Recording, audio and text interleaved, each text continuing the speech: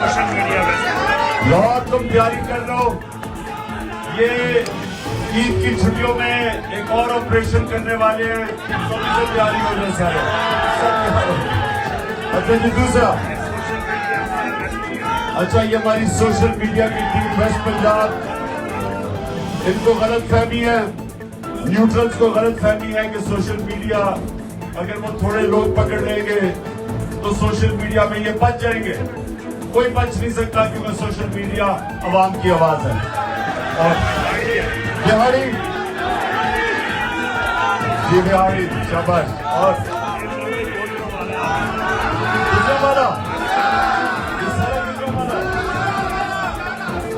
گجرانوالہ نے ویسے بڑا کمال ہماری مارچ کے اندر زبردست شرکت کی تھی. اس کے بعد پشاور مجھے کمزور نظر آ رہا ہے. پشاور میں میرے خیال میں کوئی جنون ختم ہوتا جا رہا ہے پشاور میں. اور مردان،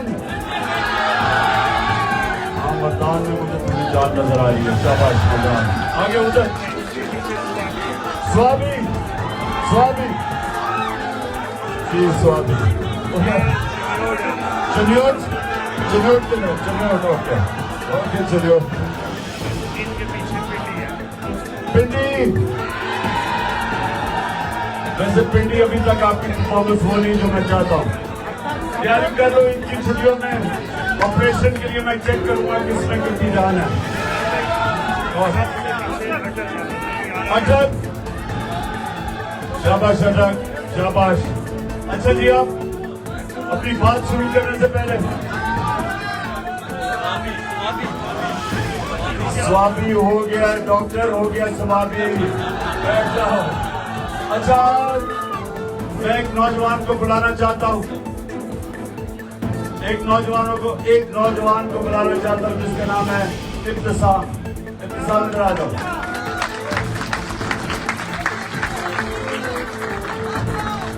یہ اب یہ سنو، ذرا اس کو دیکھ لو. یہ دیکھو چپ کر کے ذرا اس نوجوان کو دیکھو.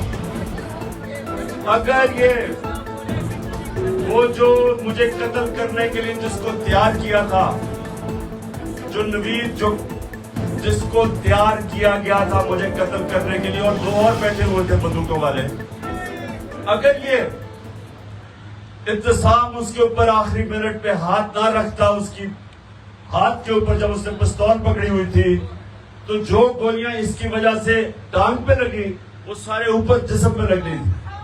تو اس آدمی نے میری جان بچائی ہے، میری نہیں. اور بھی جتنے سنو اور بھی جتنے اوپر کنٹینر میں 11 لوگوں کو گولیاں لگی، ساروں کو نیچے گولیاں لگی کیونکہ اس کی ہاتھ کی وجہ سے اس کی بندوق نیچے گئی اور گولیاں ہم سب کے نیچے لگی. نہیں تو اللہ کو کیا منظور تھا، لیکن اللہ نے اس کے ہاتھ سے ہماری جانیں بچانی تھی. تو میں آج ابتسام تمہیں وہ شخص سمجھتا ہوں. دیکھیں دنیا میں جب بھی عام اس طرح کے حالات کے اندر کوئی بندوق نکالتا ہے تو لوگ بھاگ جاتے ہیں. آپ کہیں بھی دیکھ لیں، لوگ اپنی جان بچاتے ہیں کیونکہ لوگ نہاتے ہوتے ہیں. تو بندوق جس کے ہاتھ میں ہوتی ہے لوگ ڈرتے ہیں. تو یہ نوجوان نے بندوق دیکھتے ہوئے جو اس نے کیا ہے، یہ میں تو اس کو ہمیشہ یاد رکھوں گا اور اس کو قوم کو بھی ہمیشہ یاد رکھوں گا. اچھا جی اچھا جی آپ، میں نے آپ کو اس رمضان کے جو ایک ایسا وقت ہوتا ہے، عبادت کا وقت ہوتا ہے، اس کا مقصد کیا ہوتا ہے عبادت کا؟ اللہ سے قریب ہونا. اللہ کیوں ہمیں کہتا ہے 5 وقت نماز پڑھو؟ کیونکہ اللہ چاہتا ہے کہ سارا وقت یاد رکھو کہ سب کچھ دنیا میں اس کی وجہ سے ہوتا ہے. اس کی اجازت کے بغیر کچھ نہیں ہو سکتا. ساری چیزیں اس کی مرضی سے ہوتی ہیں. تو جتنا آپ اللہ سے اپنا رشتہ قریب کرتے ہیں، یہ نوجوانوں میری بات سن لو، اتنی آپ کی زندگی آسان ہوتی ہے. ہمیں یہ بڑی غلط فہمی ہوتی ہے کہ اللہ کی مرضی کے بغیر کچھ ہو سکتا ہے.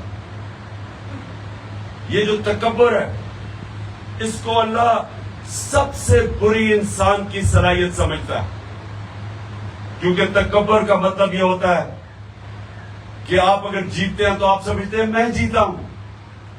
آپ اللہ کی مرضی کے بغیر نہیں جیت سکتے.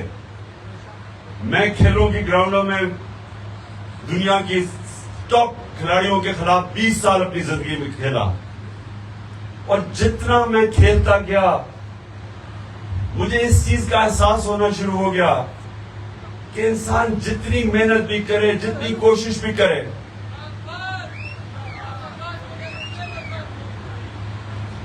جتنی بھی انسان کوشش کر لے وہ ایک لیول سے اوپر وہ نہیں جا سکتا.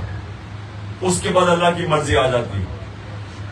انسان محنت کرتا ہے, میں سب سے زیادہ محنت کرتا تھا, سب سے زیادہ ٹریننگ کرتا تھا, پریکٹس کرتا تھا, کیونکہ میں بیلنگ دونوں کرتا تھا, بیٹنگ بھی کرتا تھا, بولنگ بھی کرتا تھا, تو باقی کھلاڑیوں سے دگنی محنت کرنی پڑتی تھی. لیکن جب میں اپنے عروج پہ بھی پہنچ گیا اپنی صلاحیتوں کے سب سے اوپر, تو تب بھی مجھے ایک چیز کا احساس ہو گیا کہ میں جتنا بھی کر لوں ایک سطح کے بعد میرے ہاتھ سے پھر گیم چلی جاتی تھی. میں آپ کو مثال دیتا ہوں. ہمارا تھا لاہور میں سیمی فائنل ورلڈ کپ کا 87 سیمی فائنل. پاکستان فیوریٹ تھی وہ ورلڈ کپ جیتنے کے لیے. سب کا خیال تھا کہ پاکستان سب سے فیوریٹ ٹیم تھی. تو ہم سب سے پہلے سیمی فائنل میں پہنچ گئے. ہم نے وہ ویسٹ انڈیز کو بھی ہرا دیا جو اس وقت کی سب سے بڑی, سب سے طاقتور ٹیم تھی. اب سیمی فائنل کے میچ سے پہلے میں اب رات کو سوچ رہا ہوں اور کیلکولیٹ کر رہا ہوں کہ اگر وہ آسٹریلیا کے خلاف میچ تھا, میں کہا اگر وہ یہ کریں گے تو میں یہ کروں گا. میں ساری آسٹریلین ٹیم کو جانتا تھا کیونکہ میں آسٹریلیا کرکٹ کھیل کے آیا تھا, ان کی لیگ شیفیلڈ شیلڈ کھیل کے آیا تھا, تو میں ان کے سارے کھلاڑیوں کو جانتا تھا. تو میں سونے سے پہلے اپنے ذہن پہ ایکسرسائز کر رہا تھا کہ جو بھی اگر وہ یہ موو کرتے ہیں تو میرے پاس یہ کھلاڑی ہے, اگر وہ یہ کرتے ہیں تو میں یہ کروں گا. تو سونے سے پہلے میں اس نتیجے پہ آ گیا کہ وہ جو بھی کریں تو میں ان کو ہرا دوں گا. یعنی میں اس نتیجے پہ سنیں تو میں ٹیکنیکلی میں نے ہر چیز سوچی کہ میں نے کہا یہ کیسے جیت سکتے ہیں.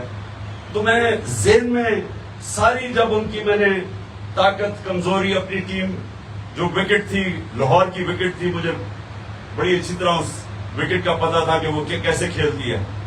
تو سارا کچھ جائزہ لے کے میں رات کو سونے سے پہلے آخری میری سوچ تھی کہ یہ ہمیں اب ہرا نہیں سکتے کیونکہ ہم ہر طرح ان کے اوپر حاوی ہو گئے.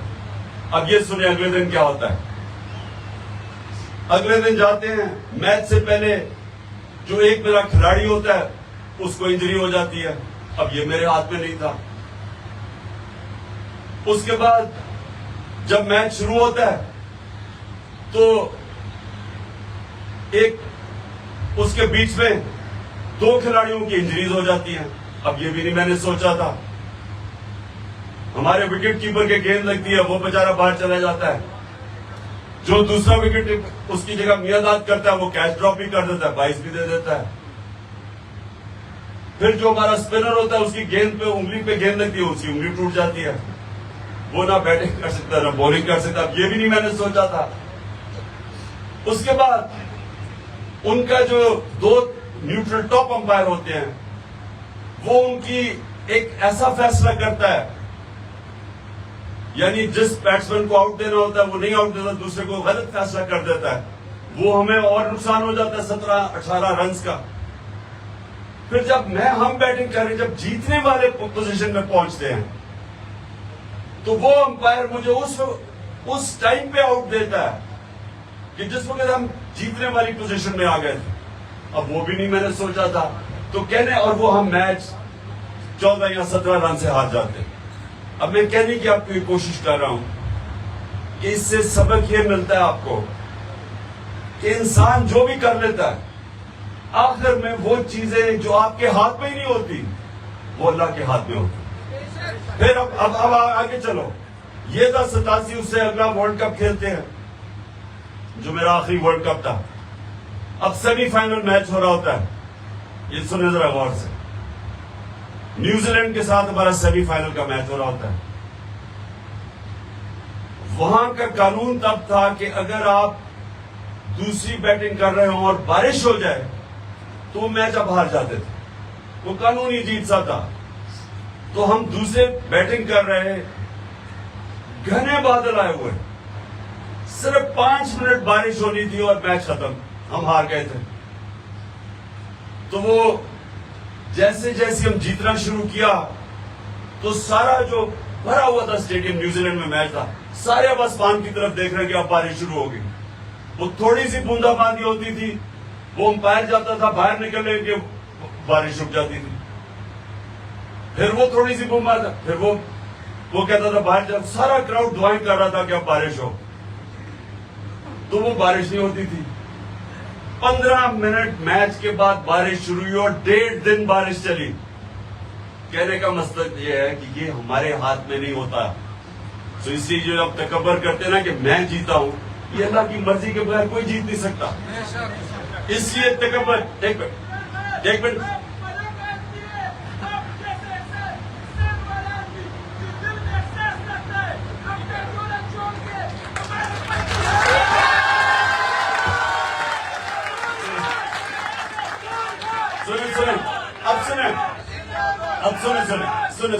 اب سنیں.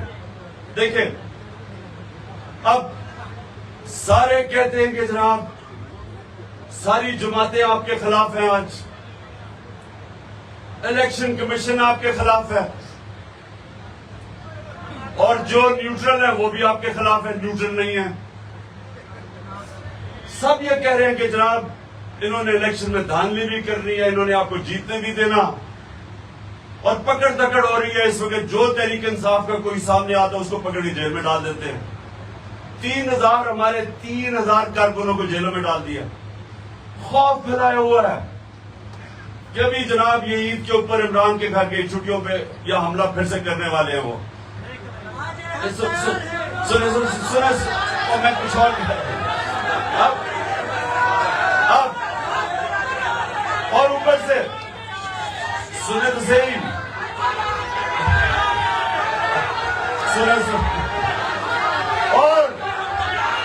اور یہ کہہ رہے ہیں, اور وہ کہہ رہے ہیں کہ عمران کے اوپر کانٹا ڈال دیا ہے. لیکن یہ سب وہ لوگ ہیں جن کو یہ نہیں پتا کہ اوپر سب سے بڑی سپر پاور بیٹھی ہوئی ہے.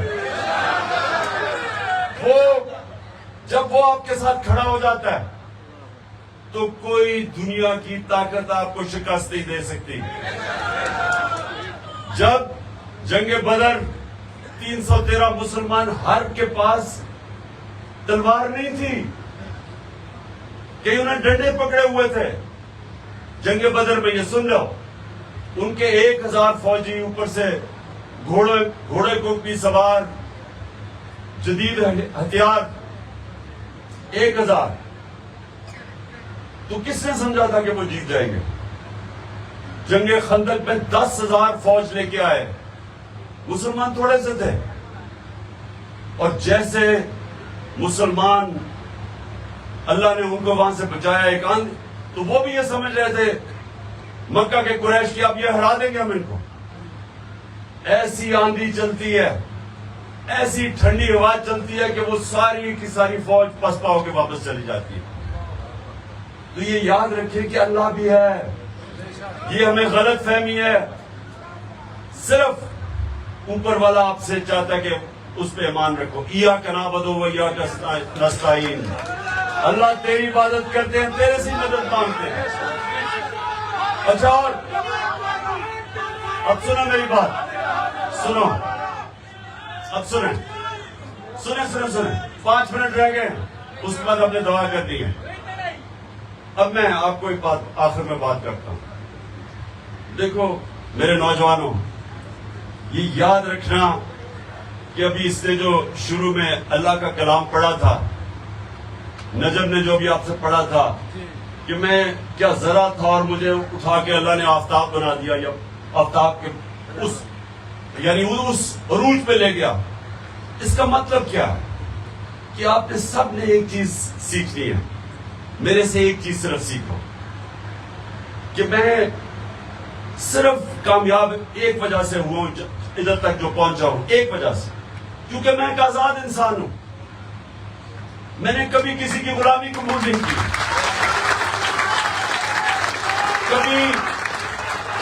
کبھی سنیں میں نے ایمان سنیں میں نے لا الہ الا اللہ میرے دل میں جب آ گیا تو میں نے کبھی کسی کو یہ نہیں سمجھا کہ اس کے سامنے میں جھکوں گا یا اپنے ضمیر کا سودا کروں گا. یہ یاد رکھیں, جب آپ اپنے ضمیر کا سودا کرتے ہیں پیسے سے یا خوف کی وجہ سے تو آپ لا الہ الا اللہ کے خلاف جاتے ہیں. اللہ الحق ہے. جب آپ رائے حق سے اترتے ہیں تو آپ اپنا ضمیر کا سودا کرتے ہیں, آپ شرک کرتے ہیں. میری نظر میں آپ شرک کرتے ہیں اور وہ انسان کو چھوٹا انسان بنا دیتا ہے. بس ابھی 2 منٹ رہ گئے. جب آپ اس کا مطلب سمجھ جائیں لا الہ الا اللہ, یہ ایک فلسفہ ہے جس نے وہ مدینہ کے ان لوگوں کو, عربوں کو جن کی حیثیت کوئی نہیں تھی, ان کو انہوں نے نبی صلی اللہ علیہ وسلم نے آزاد کر کے دنیا کی امامت کروائی. یہ تاریخ کا حصہ ہے کہ 2 سپر پاورز چند سالوں کے اندر ان کے سامنے گھٹنے ٹیک گئی. کیونکہ پاور ہے لا الہ الا اللہ میں, آپ نے سمجھنا ہے. ہم لا الہ الا اللہ پڑھتے ہیں اور لوگوں کے سامنے جھک جاتے ہیں. ہمیں سمجھ ہی نہیں ہے کہ اس کے اندر سارا فلسفہ ہے. اور ایاک نعبد و ایاک نستعین وہ ایک اور طریقہ لا الہ الا اللہ کہنے کے, اللہ صرف تیری عبادت کرتا ہوں اور صرف تیرے سے مدد مانگتا ہوں, کسی کے سامنے ہاتھ نہیں پھیلاتا. تو یہ میں نے صرف آپ کو سنا, میں ختم کر دوں. سنیں میری بات. ابھی اذان ہونے والی ہے تو ہم نے دعا مانگنی ہے اللہ سے, جو میں ہمیشہ میری پاکستان کی یہ دعا وہ آپ نے سب نے مانگنی ہے. لیکن آپ نے سب نے یہ ایک چیز یاد رکھنی ہے, اللہ نے آپ کو اشرف المخلوقات بنایا ہے, سب سے عظیم مخلوق. نہ جانوروں کو نہ فرشتوں کو اجازت ہے, ان کو کوئی اجازت نہیں ہے کہ وہ ان کے راستے ہوں, رائے حق پہ رہیں یا اترے. فرشتے صرف اللہ کی عبادت کرتے ہیں اور جانور وہ اپنے انسٹنکٹ کے مطابق چلتے ہیں. ان کو یہ جو انسانوں کو جو طاقت دیا ہے کہ آپ 2 راستے ہیں, اللہ ان کے راستے پہ لگا جن کو نعمتیں بخشی, ان کے نہیں جو اپنے تباہی کے راستے پہ جائے, ان کو نہیں دی, آپ کو دی ہے. اس کا مطلب آپ کو اللہ نے وہ موقع دیا ہے کہ آپ آسمان پہ بھی جا سکتے ہیں اور چونٹیوں کی طرح زمین پہ بھی پھر سکتے ہیں. یہ آپ کے اوپر ہے. اور اوپر جانے کا راز, اوپر کی پرواز کا راز ہے لا الہ الا اللہ. اور نبی صلی اللہ علیہ وسلم, جب ہم کہتے ہیں محمد رسول اللہ, تو ہم یہ کہتے ہیں کہ ہم ان کے راستے پہ چلیں گے. ان کا راستہ ہے آپ کی عظمت کا راستہ. آپ جب نماز میں مانگتے ہیں کہ اللہ سیدھے راستے پہ لگا, جن کو تُو نے نعمتیں بخشی, نبی صلی اللہ علیہ وسلم کو سب سے زیادہ نعمتیں بخشی ہے اللہ نے, کیونکہ سب سے عظیم انسان وہ تھے. اور اس لیے کیونکہ انہوں نے جو بھی کیا, انہوں نے آسان راستہ نہیں لیا, مشکل راستہ لیا. مشکل راستہ آپ کی عظمت کا راستہ ہے, آسان راستہ آپ کی تباہی کا راستہ ہے. آپ کچھ بھی نہ کریں, بستر میں لیٹ جائیں, کھانا پیا کھائیں تو آپ مر جاتے ہیں, آپ تباہ ہو جاتے ہیں. آپ آسان راستہ لیں. کیوں یہ بادشاہ تباہ ہوئی؟ بادشاہ کیوں تباہ ہوئی؟ کیونکہ بادشاہ کے جو بچے تھے وہ اتنی آرام میں پلے, اتنی آسان زندگیاں تھی کہ وہ آہستہ آہستہ ختم ہو گئے. جمہوریت کیوں آگے نکلی؟ کیونکہ میرٹ کے اوپر لیڈرشپ آتی تھی, یہاں خون کے اوپر آتی تھی. جس طرح آپ یہ باقی جماعتیں دیکھ رہے ہیں, ایک طرف صرف شریفی آ سکتے ہیں, دوسری طرف بھٹو اور زرداری آ سکتے ہیں, تیسری طرف ڈیزل کے بچے آ سکتے ہیں, چوتھی طرف ادھر سے میلو آ سکتا ہے. اس کے بعد آپ کو پتا میلو کہ غفار خان کے بعد میلو آ سکتے ہیں. تو آپ کی پارٹی میں میرٹ آئے گی, جو آپ میں سے محنت کرے گا انشاءاللہ اوپر آئے گا. دعا کر لیں. کیا کہہ رہے تم جلدی؟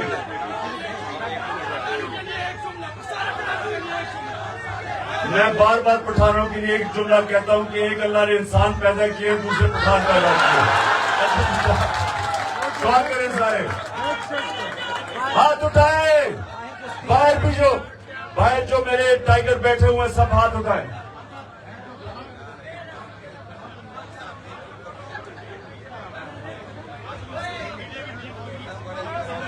شاباش. سوشل میڈیا اجر تمہیں ڈرنا نہیں ہے, کوئی خوف کسی سے نہ رکھنا, کوئی کچھ نہیں کر سکتا کسی کا. اچھا ڈر جانا, بیٹھ جاؤ. یہ کیا ہے؟ اچھا جی, ہاتھ اٹھا کے دعا کریں کہ اللہ پاکستان کو مدینہ کے ریاست کے اصولوں پہ ایک عظیم قوم بنا. اللہ پاکستان میں جو سب سے زیادہ ضرورت ہے عدل اور انصاف پیدا کر. اور اللہ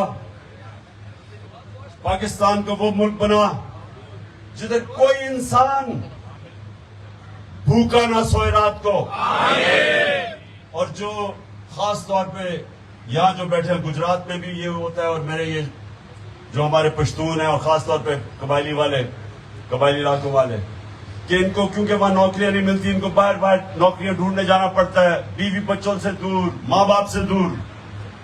تو ہم وہ پاکستان چاہتے ہیں کہ اللہ ہمارا وہ پاکستان بنے, اتنی خوشحالی ہو اس پاکستان میں کہ باہر سے لوگ پاکستان میں نوکریاں ڈھونڈنے آئے. آمین آمین آمین.